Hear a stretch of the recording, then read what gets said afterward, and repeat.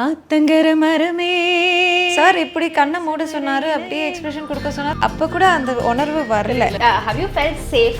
இல்லம்மா. உலகின் நம்பர் 1 சதுரங்க வீரர் குகேஷுக்கு பென்ஸ் கார் வழங்கிய வேலம்மாள் நெக்ஸஸ். ஏஜிஎஸ் என்டர்டைன்மெண்ட் கல்பாத்திய சகோரம் தயாரிப்பில் வெங்கட் பிரபு இயக்கத்தில் தளபதி விஜய் நடிப்பில் கோட் செப்டம்பர் 5 முதல் உங்கள் திரையரங்குகளில். ஆத்தங்கர மரமே அரசமர இலையே ஆலமர கிளையே அதில் உறங்கும் கிளியே ஓடக்கர உறவு காத்துல ஒருத்தி யாரு இவ வெடிச்சு நிக்கிற பருத்தி தாவி வந்து சந்தையிடும் அந்த முகமா தாவணிக்கு. அந்த வாட்டர் அருவி தண்ணின்றதுனால ஐஸ் கோல்டாக இருந்துச்சு. எனக்கு வீசிங் வந்து ஆஸ்மா வந்து அந்த டைமில் சார் இப்படி கண்ணை மூட சொன்னார், அப்படியே எக்ஸ்பிரஷன் கொடுக்க சொன்னார், நம்ம காப்பி பண்ணிக்கிட்டோம், அவ்வளோதான். அப்போ கூட அந்த உணர்வு வரல. ஸோ அந்த சாங் பண்ணும்போது உங்களுக்கு என்ன ஏஜ் இருக்கும்? இல்லை பாரதிராஜா அப்படின்னு. How can you say who is he? I said I don't know who is. ரொம்ப அடக்க ஒடுக்கமாக இருந்தேன் அப்போ. என்னன்னா நினச்ச மாதிரி எனக்கு ரோல்ஸ் வரல. சினிமாவில் வாய்ப்பு இல்லை, அதனால தான் சீரியல்ஸ் பண்ணுறாங்கன்ற ஒரு பேச்சு உடனே வந்துடும். ஸோ நான் ரொம்ப யோசித்தேன். பட் ராதிகா மேம் செட் நானே பண்ணுறேன் இந்த சீரியலில், நானே I'm playing one of the pivotal roles. நான் நோ சொன்னது வாஸ் ஜென்டில்மேன், சிஸ்டரோட ரோல். சொன்னால் நம்புவீங்களான்னு தெரில, சிக்கு புக்கு ரேயில். அப்போவும் ஐ செட் நோ. ஆச்சி வந்து ஒரு வார்த்தை சொல்லி அழும்போதே எனக்கு வந்து ஓன் அழுக வருது. சரி நான் பாப்பா கிட்ட பேசுகிறேன்னு சொல்லி தனியாக கூட்டிகிட்டு போய், என்னம்மா பிரச்சனை, நீ அழக்கூடாதுமா ரோல் எது நைட்டோட. ஐ செட் முடியல, எனக்கு ஏதோ என்னோட சொந்த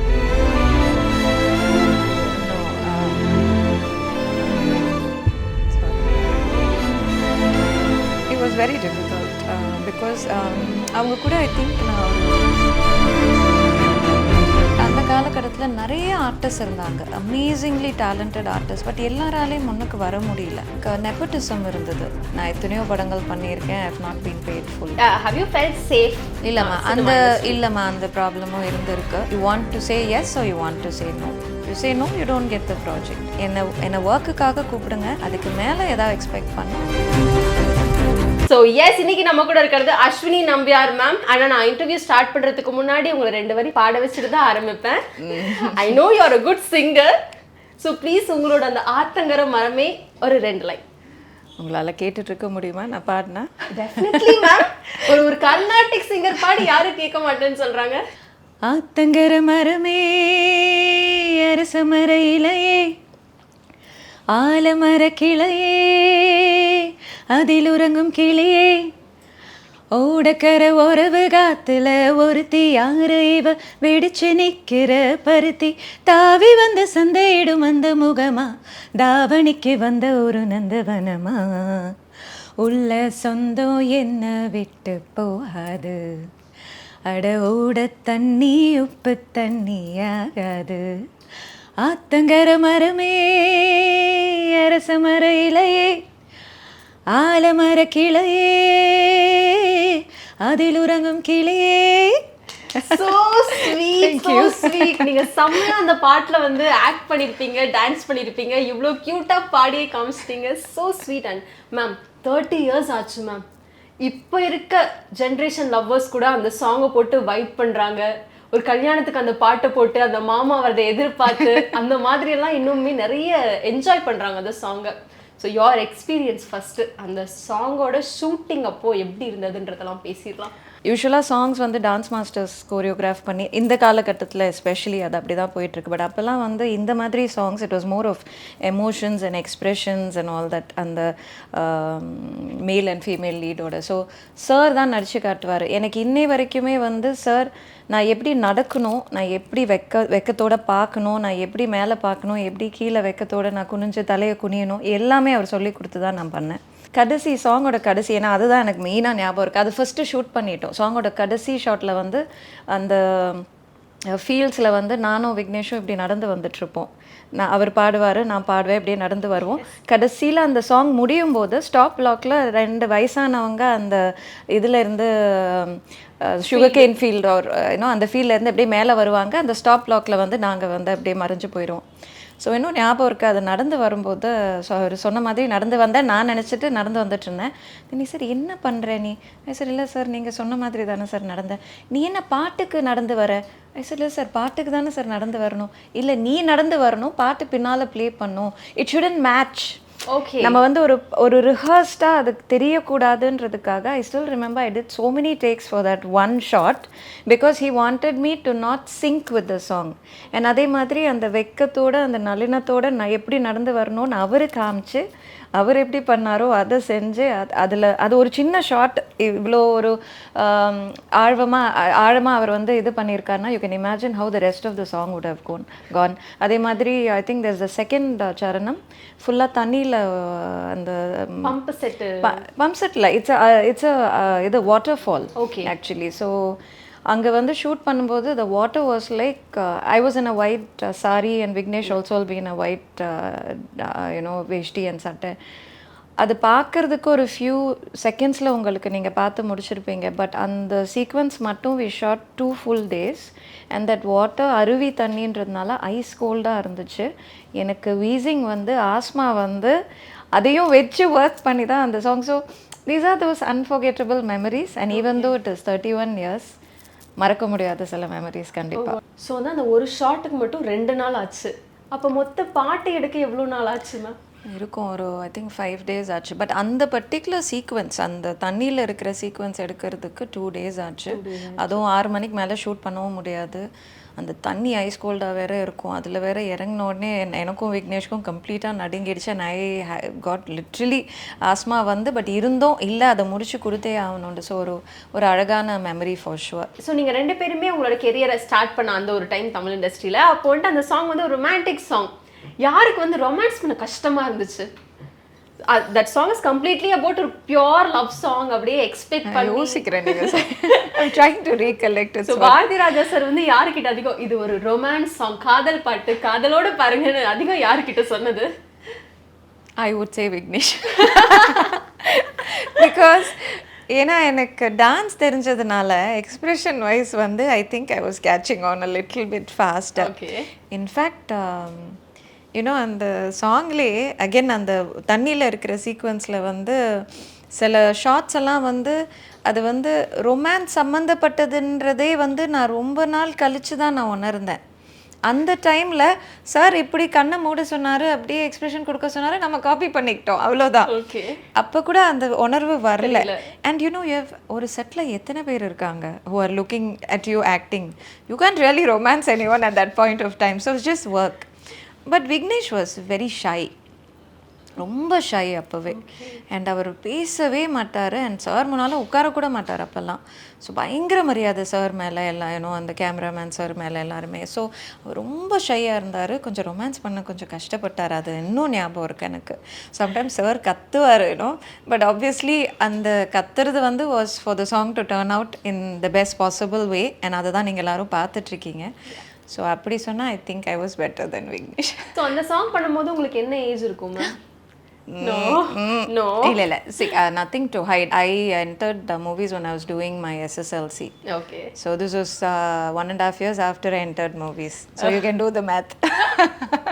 அதில் கொஞ்சம் வீக்குன்னு தான் மேம் கேட்டேன். கிழக்கு சீமையில எடுத்துக்கிட்டோன்னா அதுவும் இல்லை, நீங்கள் இதுக்கு முன்னாடி பண்ண படமுமே சரி ரொம்ப ட்ரெடிஷ்னலாக ரொம்ப பக்கா அந்த வில்லேஜ் கேர்ள் லுக்கில் வந்து ஆப்டாக இருப்பீங்க.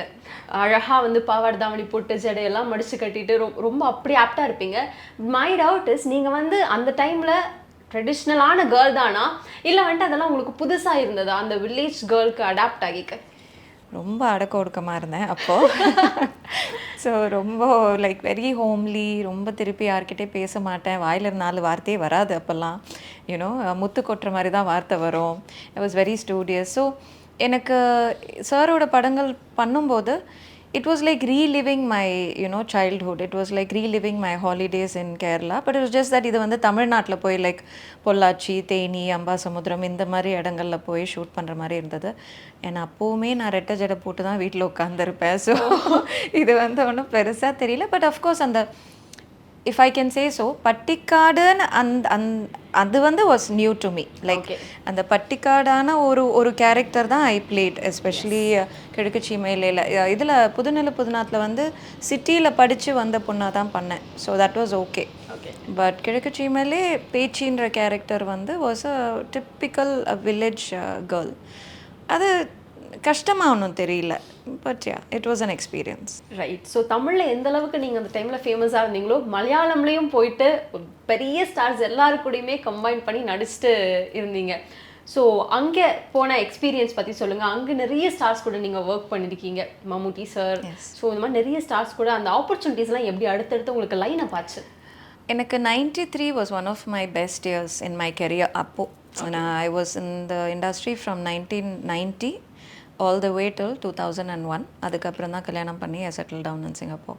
ஸோ அந்த என்டையர் அந்த பேட்சில் மூவிஸ்ன்னு சொல்லும்போது 93 was a boom because கிழக்கு சீமையிலையும் ரிலீஸ் ஆச்சு, அது ஹிட் ஆச்சு. அண்ட் அதே டைமில் மலையாளத்துலேயும் வந்து I had a super hit. இல்லை, no, it was like a line of movies. I had a movie called Dhruvam.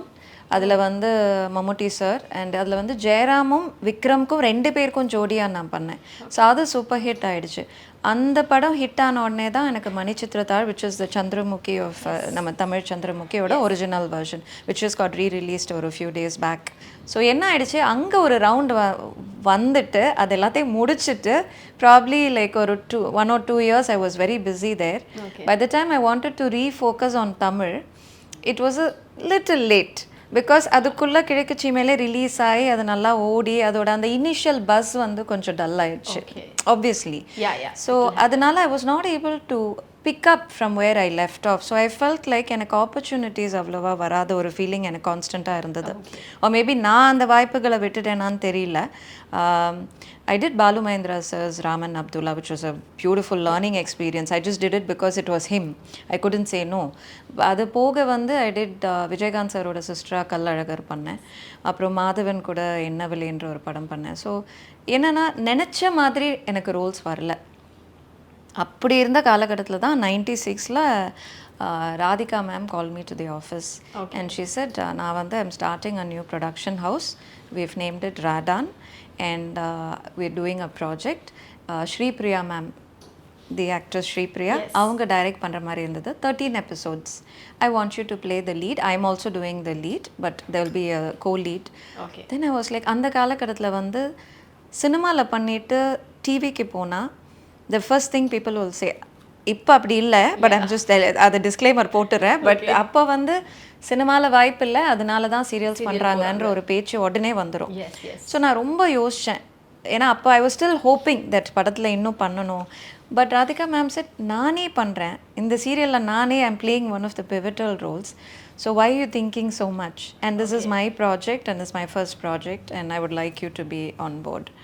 அப்படி தான் I stepped in to serials. The minute அந்த 96 நான் சீரியல்ஸில் கால் எடுத்து வச்சோடனே ஐ ரியலைஸ் தட் படத்தில் வராத ரோல்ஸ், தோஸ் சேலஞ்சிங் ரோல்ஸ், கிளீஷேவாக இல்லாத Rolle's எல்லாமே I started getting in Tamil and Telugu and Malayalam serials.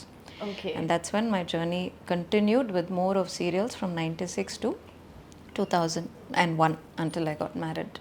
S. So நீங்கள் வந்துட்டு இந்த தமிழ் சினிமாவில் வாய்ப்பு வந்து குறைஞ்சிருச்சு அப்படின்னு சொன்னீங்க இல்லையா? ஸோ அந்த டைமில் வந்துட்டு நீங்கள் மலையாளமில் பிஸியாக இருந்த டைமில் ஏதாவது தமிழ் டைரக்டர் அப்ரோச் பண்ணி இல்லை எனக்கு டேட்ஸ் இல்லை அப்படின்னு சொல்லி மிஸ் பண்ண படங்கள் உண்டா? இருக்குது, நிறைய படங்கள் இருக்குது. எல்லாமே ஞாபகம் இல்லை, ஞாபகம் இருக்கிறது சொல்கிறேன்.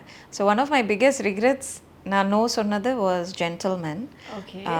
So of course not the lead, not Madhubala's role, but there was another role, sister-ஓட ரோல், where அர்ஜுன் சாரோட there was combinations and all that. So சுகந்தின்ற ஒரு கேரக்டர். ஸோ அது வந்தது. அதுக்கப்புறம் நான் சொன்னால் நம்புவீங்களான்னு தெரில, இல்லை அதே படத்தில் they also asked me for the Chikku Bukku Rayil before Gautami ma'am was fixed for it. அப்போவும் I said no. Okay. I think I said no I'm going to be very honest. பண்றீங்களா? Yeah, now I do. No, I think I said no for the song because of the costume. Okay. அப்போ வந்து I was a bit shy and all that. So எனக்கு but the அந்த sister-ஓட role வந்து I regret not doing, and it would have been very good screen space, obviously பெரிய banner. So அது பண்ணல. அப்புறம் சிக்குபுக்குரியில் வந்து வேண்டான்னு சொல்லிட்டேன்.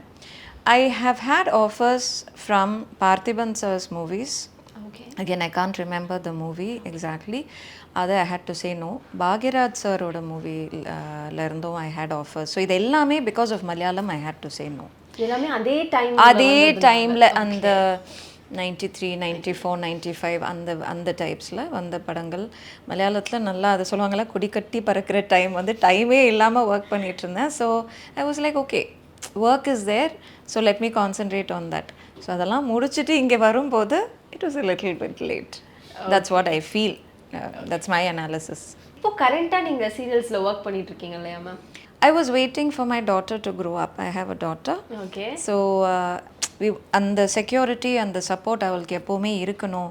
That's the reason why I never came back. I was so lucky that it was a project from Pushkar and Gayatri again. So Pushkar Gayatriயோட first movie நான் பண்ணேன். After so many years I got a call. So they said they're doing a project for Amazon Prime. And they want ஒரு ரொம்ப இம்பார்ட்டண்ட்டான ஒரு role நீங்கள் ரொம்ப suit பண்ணுவீங்க அப்படின்ட்டு. ஸோ நானும் நினச்சேன் சரி okay it's time for a reentry. அது ஒரு நல்ல ஒரு ரோல், ஒரு நல்ல ஒரு கம்பெனி ஓட வாய்ப்பு கிடைக்கும்போது வை நாட் கோ அஹெட்.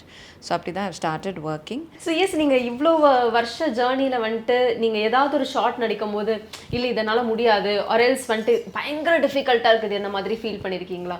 எந்த இண்டஸ்ட்ரியிலனாலும் சரி. பேர் வந்து வாஸ் தூரத்து சொந்தம். திஸ் படம் வந்து 1992 வந்த படம். இதை யார் ப்ரொடியூஸ் பண்ணாங்கன்னா மனோரமா ஆச்சி தான் ப்ரொடியூஸ் பண்ணாங்க. அண்ட் ஏன் ப்ரொடியூஸ் பண்ணாங்கன்னா she wanted her Sun to act in it. அவரோட பேர் பூபதி. ஸோ பூபதியோட ஜோடியாக நான் பண்ணியிருந்தேன். பட் அது செல்லிங் பாயிண்ட் இல்லை, ஆச்சியோட பேத்தியா தான் நான் நடிச்சிருந்தேன். So it was like a double whammy. I was the lead at the same time the story was about பேத்தி அண்ட் பாட்டி.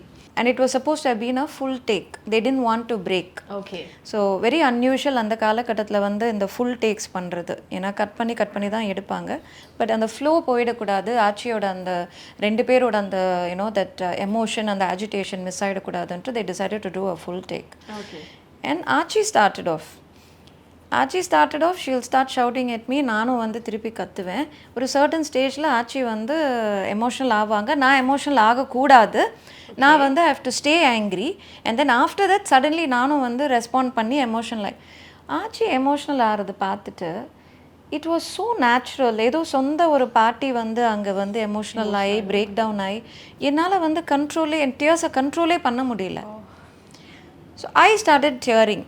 And then of course I remember the director saying cut, no you can't tear, you know. And then they decided that okay இப்போ இது வரைக்கும் எடுத்துட்டோம், ஆச்சியோட emotions waste ஆகிடக்கூடாது. So இங்கேருந்து continue பண்ணி அடுத்த ஷாட் எடுத்துக்கலாம், நடுவில் க்ளோஸ்அப்ஸ் போட்டு மேட்ச் பண்ணிக்கலாம். மறுபடியும் ஆரம்பிக்கிறாங்க. மறுபடியும் ஆச்சி வந்து ஒரு வார்த்தை சொல்லி அழும்போதே எனக்கு வந்து ஓன் அழுக வருது. ஃபைனலி ஆச்சி வந்து செட் டைரக்டர்ஸ் கிட்ட இல்லை நான் அந்த பாப்பா கிட்ட she use to call me பாப்பா, நான் பாப்பா கிட்ட பேசுகிறேன்னு சொல்லி தனியாக கூட்டிகிட்டு போய் ஷி வாஸ் ஆஸ்கிங் என்னம்மா பிரச்சனை, நீ அழக்கூடாதுமா, நான் தான் அழணும், நீ கோமா தானே இருக்கணும், நீ எப்படி வந்து அதுதானே நடிப்பு, you should be able to control. எந்த நைட்டோட ஐ செட் முடியல, எனக்கு ஏதோ என்னோட சொந்தத்தில் என் அம்மா அழுகிற மாதிரி இருக்குது, என்னால் முடியலாச்சு, எனக்கு வர மாட்டேங்குது. இல்லை உனக்கு வரும், நீ ட்ரை பண்ண வரும், எல்லாம் நம்ம மனசு தான் காரணம். ஒரு ஆர்டிஸ்ட்டாக வந்துட்டால் நம்ம கையில் தான் எல்லாமே இருக்குது, நம்ம கண்ட்ரோலில் தான் இருக்குது, நம்ம மனசில் தான் வந்து அந்த யூனோ த கண்ட்ரோல் ஸ்விட்சஸ் ஆர் ஆல் தேர். நான் சொல்கிறேன் உன்னால் முடியும், நம்ம மறுபடியும் ஆரம்பத்தில் இருந்து ஒன்று எடுக்கலாமா? நான் சொன்னேன் இல்லாச்சி நீங்கள் நடிச்சிட்டிங்க இது வரைக்கும், நான் எப்படி you know if I goof up again it will be a waste take. Because it is film, you know, it's not it's not the other. So she said இல்லை எனக்கு நம்பிக்கை இருக்குது நீ பண்ணுவே அப்படின்னு சொல்லி இன்னும் ஞாபகம் இருக்குது. ஆச்சி என் கண்ணெல்லாம் தொடச்சி கொடுத்து எனக்கு ஒரு முத்தம் கொடுத்து she made me feel very calm, you know, and I think she even asked them to stop shoot for a while so that I can compose myself. என் கூட உட்காந்து பேசி சிரிக்க வச்சு அதுக்கப்புறம் வந்து we did it and I remember the entire unit clapped. எனக்கு என்ன ஒரே ஒரு வருத்தம்னா அந்த படம் didn't do commercially well. And அதுக்கு கிடைக்க வேண்டிய அங்கீகாரம் ஆச்சியோட அந்த பெர்ஃபார்மன்ஸ், அஃப்கோர்ஸ் ஆச்சி எங்கே பெர்ஃபார்ம் பண்ணாலும் that is there, but I felt அது இன்னும் கொஞ்சம் ஏன்னோ ஆளுங்க ஐ மீன் ஆடியன்ஸ் பார்த்துருந்தாங்கன்னா அந்த அங்கீகாரம் கொடுத்துருந்தாங்கன்னா இந்த மாதிரி ஒரு சீன் நடந்தது வந்து ஆளுங்களுக்கு தெரிஞ்சிருக்கும். இப்போ நீங்கள் கேட்டதுனால சொன்னேன். அது ஒன்று தான் எனக்கு மைண்டில் ரொம்ப ஆழமாக பதிஞ்ச ஒரு இது scene. And when Achi passed away, it was very difficult for me to... How much she missed her? No, sorry. No problem. It was very difficult because அவங்க கூட ஐ திங்க் நான் ஒரு 50 days ஷூட் பண்ணியிருப்பேன் அந்த படத்துக்கு. காலையிலேருந்து சாயங்காலம் வரைக்கும் ஷூட் இருக்கோ இல்லையோ ஷார்ட் இருக்கோ இல்லையோ ஆச்சி பக்கத்தில் சேர் போட்டு உட்காந்துருவேன். காரில் ஒரே காரில் தான் போவோம். ஆச்சி ஆக்சுவலி வேறு யாரையும் காரில் ஏற்ற மாட்டாங்க. அப்போல்லாம் நானும் என் அம்மா மட்டும் போவோம் ஆச்சி காரில். அவங்க அந்த பாப்பா வரட்டும் அப்படின்னு சொல்லி ஒன்றா போவோம். சாப்பிட்டேன், நான் போனேன்னா. So when she passed away, it was very difficult. And அந்த படம் முடிஞ்ச கையோட நான் அதோட அந்த ரிலேஷன்ஷிப்பை கட் ஆஃப் பண்ணல. I made it a point whenever shoot இல்லை ஆச்சி வீட்டில் இருக்காங்கன்னா, இன்னும் ஞாபகம் இருக்குது டி நகரில் தான் அவங்க வீடு, இப்போ அங்கே இருக்கான்னு தெரில. அப்போது நான் வீட்டுக்கு போவேன், கொஞ்சம் நேரம் உட்காந்து பேசிட்டு ஏதோ என்னோட பாட்டிக்கிட்டேயோ இல்லை என்னோட அம்மா கிட்டே பேசுகிற மாதிரி உட்காந்து பேசி சில நேரம் சாப்பாடு கொடுப்பாங்க, சாப்பிட வச்சுட்டு தான் அனுப்புவாங்க. ஸோ மேரேஜ் பண்ணிட்டு போகும்போது ஆக்ட் பண்ண வரக்கூடாது அந்த மாதிரி ஏதாவது இருந்ததா உங்களுக்கு? நான் கல்யாணம் பண்ணும்போது என் ஹஸ்பண்ட் கிட்ட 2 விஷயம் சொல்லி தான் கல்யாணம் பண்ணேன். One is I'm a classical dancer from the age of 4. அது என்னால் விட முடியாது. I won't stop dancing. இன்னொன்று மேபி நான் படத்தில் வரும்போது எனக்கு தெரியலையோ என்னவோ, but as I kept acting for many years I realise that I'm an actor for life. I'll be acting till my last breath. So I've told, so கல்யாணம் பண்ணும்போது இவர்கிட்ட இதை தான் சொன்னேன், இது ரெண்டும் என்னால் நிப்பாட்ட முடியாது, ஓகேனா சொல்லுங்கள் அப்படின்னு. ஸோ அவரும் வந்து என்றைக்குமே he has never ஒரு தடையாக இருந்தது கிடையாது. he has never interfered in my choices. ஏன் இந்த ரோல் பண்ணுறேன், ஏன் இப்படி பண்ணேன், ஏன் அப்படி நடித்தேன். he's always trusted my instincts or trusted my decisions, especially நடிப்பு துறையில். டெஃபினெட்லி அது ஒரு ஆக்ட்ரஸாக இவ்வளோ இயர்ஸ் சஸ்டெயின் பண்ணி அந்த ஒரு இடத்துல பொசிஷனில் வந்து நிற்கிறது கண்டிப்பாக கஷ்டம்தான். ஸோ கண்டினியூவாக இருக்கிறதே ஒரு பெரிய கஷ்டம் மீடியா ஃபீல்டில். பட் ஆக்ட்ரஸ் அப்படின்னு வரும்போது நிறைய டிஃபிகல்ட்டிஸ் இருந்திருக்கும். நீங்கள் இண்டஸ்ட்ரியில் சோஃபார் ஃபேஸ் பண்ண டிஃபிகல்ட்டிஸ் ஏதாவது இருக்கா? பட் அந்த காலகட்டத்தில் வந்து hits were everything. You have to give a hit. Okay, whether நீங்கள் நல்லா பெர்ஃபார்ம் பண்ணுறீங்களோ பண்ணலையோ, அந்த ஹிட் இருந்தால், அந்த லக் இருந்தால் மட்டுமே இண்டஸ்ட்ரியில் முன்னுக்கு வர முடியும். என்ன தான் நம்ம பெர்ஃபார்ம் பண்ணாலும் அந்த ஒரு லக் ஃபேக்டர் ஒன்று வேணும். அதுக்கேற்ற மாதிரி நமக்கு ரோல்ஸும் அமையணும். ஸோ ஐ பர்சனலி ஃபெல்ட் அந்த காலகட்டத்தில் நிறைய ஆர்டிஸ்ட் இருந்தாங்க, அமேசிங்லி டேலண்டட் ஆர்டிஸ்ட். பட் எல்லாராலையும் முன்னுக்கு வர முடியல. நான் என்னை பற்றி சொல்லலை, பட் அந்த லக் ஃபேக்டர் இருந்து நம்ம ஹிட்டு கொடுக்கும்போது தான் அது தொடர்ந்து வந்து வாய்ப்புகள் வந்துட்டு இருந்தது. அது ஒன்று இருந்துச்சு. அப்புறம் வந்து ஐ திங்க் நெப்போட்டிசம் இருந்தது அந்த டைமில். இப்போ நான் அதை தைரியமாக சொல்லலாம், பட் இது பாஸ்ட்ன்றதுனால நெப்போட்டிசம் இருந்தது. சில சர்க்கிள்ஸில் வந்து அவங்கக்குள்ளே இன்னும் தெரிஞ்சவங்களையோ இல்லை வந்து family wise the talents வந்து they were like promoting. So அது இருக்கும்போது ஆப்வியஸ்லி அது இல்லாத ஆர்டிஸ்ட்க்கு வந்து முன்னுக்கு வர கொஞ்சம் ப்ராப்ளமாக இருந்துச்சு. இன்னொன்று பர்சனலாக இருக்கும், பட் பேமெண்ட்ஸ் வைஸ் நான் எத்தனையோ படங்கள் பண்ணியிருக்கேன், I have not been paid full. அது ஒரு பெரிய ஒரு இஷ்யூவாக இருந்தது என்னோட டைமில். எந்த படம்லாம் நான் சொல்லலை, அப்போ இல்லை. இன்னைக்கு வந்து அதோட பிளாட்ஃபார்ம் இருக்கு. Okay, you can boldly go up and say that okay, first of all you have media, they support massively, social mediaவாக இருக்கட்டும், whatever. ஈவன் நானே ஒரு ரீல் எடுத்து நானே வந்து I can post and say that I face this problem or what. But அப்போ அதெல்லாம் இல்லை பெருசாக. அதுவும் வளர்ந்து வர ஒரு ஆர்டிஸ்டாக இருக்கும்போதோ இல்லை செகண்டரி ரோல்ஸ் பண்ணுற ஆர்டிஸ்ட்க்கு வந்து அந்த problem, payment issues, non-settlement of payment. So I would say, just generally speaking, I think 40% of the movies and projects I did, I was not paid in full. நிறைய தடவை வந்து மேம் டப்பிங் இருக்குது ma'am அப்போ பே பண்ணுவோன்னு சொல்லி அது கடைசியில் பார்த்தா வேறு யாரையோ வச்சு டப் பண்ணி அந்த படமும் ரிலீஸ் ஆகிருக்கும், நமக்கு பேமெண்ட் வராது. அப்போ இந்த டப்பிங் ஆர்டிஸ்ட் யூனியன் இதெல்லாம் வந்து அவ்வளோ ஸ்ட்ராங்காக அப்போ கிடையாது. அப்புறம் சொல்லுவாங்க மேம் இன்னும் 3 நாள் பேட்ச் ஒர்க் இருக்குது மேம் நாங்கள் கூப்பிடுவோம் அப்படின்னு சொல்லுவாங்க. The next thing you know the movie is already released and you don't get paid. So in the problem I faced. Okay. That's basically about it, I would say. Okay. சரி okay போதும். I don't know நீங்க என்ன restrict பண்ணீங்கன்ட்டு, but still okay. But சீரியல்ஸ்ல எல்லாமே பெர்ஃபெக்ட்டா உங்களுக்கு இருந்துச்சு? Serials I never had a single problem. வேலைக்கு போவேன் வருவேன், whatever I needed to be paid was settled. அதை விட எனக்கு மரியாதை ரொம்ப ஜாஸ்தியாக இருந்தது because I had a film background. Okay. So filmல இருந்து when I entered serials, the respect level was on a different scale. I think a lot of artists வந்து initially serialல break in பண்ணுறதுக்கு நிறைய struggle பண்ண artists நானே பார்த்துருக்கேன். I felt sorry for them also. But ஏதோ கடவுள் புண்ணியத்தில் எனக்கு அந்த ப்ராப்ளம் வரல. எனக்கு மோஸ்ட்லி படத்தில் தான் இந்த இஷ்யூஸ் எல்லாம் நான் ஃபேஸ் பண்ணியிருக்கேன். Okay, I don't know whether I can ask it or not. Ask but, whatever you want. Have you felt safe industry la? இல்லம்மா அந்த ப்ராப்ளமும் இருந்திருக்கு. ரொம்ப எலாபரேட்டாக சொல்ல விருப்பப்படல because I put it all you know in the past. But அதுவும் இருந்தது. காஸ்டிங் கவுச் இருந்துச்சு. So it was basically whether you want to say yes or you want to say no. You say no, you don't get the project. So for me it was very simple. It's like என்னை ஒர்க்குக்காக கூப்பிடுங்க, என்னோட திறமைக்காக கூப்பிடுங்க, நான் வந்து செய்கிறேன். அதுக்கு மேலே ஏதாவது எக்ஸ்பெக்ட் பண்ணால் I just said no. And எனக்கு ஒரு பெரிய சப்போர்ட் என் கூட வந்து மை அம்மா was with me 24/7. I have never got to any shoot you know without my moms. அவங்க வந்து ஒரு பாடி கார்டு மாதிரி பார்க்குறதுக்கு இத்தினூண்டாக தான் இருப்பாங்க. But nobody good you know come to me crossing my mother. So she was there constantly, like one barrier. Anyone tries to get close, she would just like automatically the barrier would, come down. So it was basically a matter of yes or no. அவ்வளோதான். And என்னை பொறுத்த வரைக்கும் நம்மளை மீறி யாரும் வந்து நம்ம மேலே கை வைக்க முடியாதுன்ற ஒரு இது எனக்கு இருக்கு மைண்டில். So as long as we say no, it's a no. என்ன நமக்கு வாய்ப்பு வராது, we will miss out on a few opportunities. அந்த மாதிரி இருந்திருக்கு. But I never regretted because இந்த ஒரு காரணத்துக்காக நான் நோ சொல்லியிருக்கலாம். பட் சீரியல்ஸில் I didn't have that issues. Again like I said, that's why I mention the respect factor was very high. Be it கூட ஒர்க் பண்ண டெக்னீஷியன்ஸாக இருக்கட்டும், டைரக்டர்ஸாக இருக்கட்டும், ஒர்க் பண்ண ஆர்டிஸ்டாக இருக்கட்டும், எல்லாருமே வந்து it was a wonderful working atmosphere in serials. Okay. இந்த ஆக்டர் கூட நான் சிஸ்டரா நடிக்கணும்னு ஆசை, நடிச்சா நல்லா இருக்கும். Dhanush.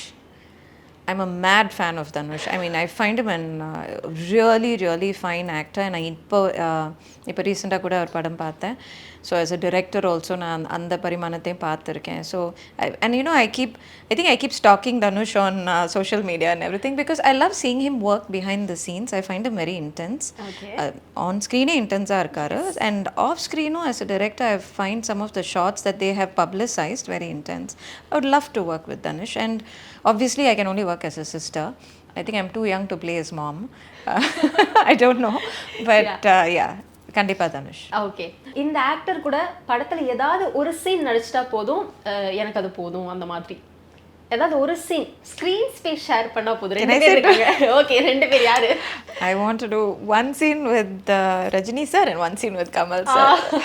Of course I also want to do one scene with Shah Rukh Khan. Okay. But it's just that I have so much of regards for them as actors and what they have in the industry la avangaloda and and the journey is remarkable.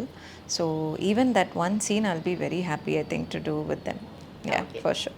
One cup coffee with this actor. சும்மா கொஞ்சம் பேசிட்டு அவங்களோட acting பத்தி experience பத்தி கேட்டுட்டு one cup coffee.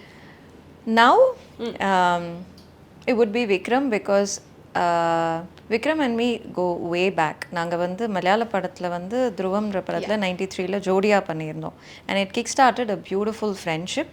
We were in touch for very long. But என்ன ஆயிடுச்சுன்னா of course after Sethu he became popular and அவரோட என்டையர் அதுக்கப்புறமும் நான் வந்து மீட் பண்ணியிருக்கேன். I think some events and all that. அவர் சிங்கப்பூரும் வந்திருக்காரு ஒரு ஸ்டார் நைட்டுக்கெலாம் வரும்போது. I have met him and all that. But ரொம்ப நாளாக அவரை பார்க்கல. இட்ஸ் அமேசிங் ஆஸ் ஒரு ஃப்ரெண்டோட அந்த ஜேர்னி, அந்த வளர்ந்து வர அந்த journey as a performer. You know I have been very proud of him. But I've kind of lost touch with him, and I would love to have a cup of coffee and sit down and say, hey buddy, I'm so proud of you அப்படின்னு சொல்லணும்னு ஒரு ஆசை கண்டிப்பாக இருக்குது. So great. And ஒரு ஆக்டருக்கு negative role பண்ணும், ஆப்போசிட்டில் வில்லியாக நின்று பயங்கரமாக ஸ்ட்ராங்காக நெகட்டிவ் ரோல் பண்ணணும்னா இந்த ஆக்டர் பிக் பண்ணுவீங்க? Actually have the look ma'am, அப்படி பயங்கர ஸ்ட்ராங். அப்படி இல்லைண்ணா, அப்படி இல்லை, பட் அந்த மாதிரி நீங்கள் ஆக்ட் பண்ணுவீங்களோன்னு தோணுது. பயங்கரமாக இருக்குல்ல லுக். நீங்கள் தான் சொல்கிறீங்க. பொதுவாக சொல்லுவாங்க பரதநாட்டியம்னா ஆடுறவங்களுக்கு அந்த கண்ணு அந்த அபிநயம்னா ரொம்ப ஸ்ட்ராங்காக இருக்கும். So maybe and also overall posture எல்லாமே I think it's a little like we are trained to be like அதனாலன்னு தெரியல. But I am not a person. நான் வில்லி இல்லை, you can pick it up easily அந்த நெகட்டிவ் ரோல்ஸ் எல்லாம். Maybe but at heart I'm not a villi. Okay in real life I'm not a villi, but maybe I can do a role of course. Maybe Vijay Sethupathi. இப்போ நான் அந்த அந்த ஒரு actor தான் நினைச்சேன். இல்லை ஏன் தெரியுமா, எனக்கே வந்து you know I find he's such a bold actor. He broke stereotype. I think one of those actors who broke stereotype. ஏன்னா ஹீரோவாக பண்ணால் நெகட்டிவாக பண்ணுறதுக்கு 100 தடவை யோசிப்பாங்க. 100 ஆர்டிஸ்டில் அந்த ஒரு ஆர்டிஸ்ட் தான் அந்த மாதிரி even they will venture. But இவர் அது தொடர்ந்து பண்ணிட்டு அதே டைமில் லீடாகவும் பண்ணிட்டு, ஸோ அவருக்கு முன்னால் இந்த மாதிரி உட்காந்து ஒரு நெகட்டிவாக பண்ண அந்த சட்டில் நெகட்டிவிட்டி பண்ணும்போது ஐ would like to see I like to see the clash. I think that would be a good I think நான் நினைச்சேன் சொல்லிட்டீங்க. சரி okay. So okay, finally one director. Oh yeah, how can I forget my favorite director, sorry. Gautham Vasudev Menon sir. அவர் படத்துல heroine கூட இந்த மாதிரி தான் ரொம்ப லைட் மேக்கப்போட லைட் ட்ரெஸ் காஸ்டியூம்லாம் வந்து I don't miss any of his movies. And even our Singapore, he came to Singapore for a program. It was like an unplugged evening with Gautam Vasudeva Menon சொல்லிட்டு I was there. So எனக்கு work பண்ணணும், அவர் டைரெக்ஷனில் work பண்ணணும். ஏன்னா நம்மளை ஒரு வித்தியாசமாக அவரால் வந்து காட்ட முடியும், ஸ்க்ரீனில் போர்ட்ரேயலில் காட்ட முடியுன்றத ஒரு 200% கன்விக்ஷன் எனக்கு இருக்குன்னா டெஃபினெட்லி அவர் தான்.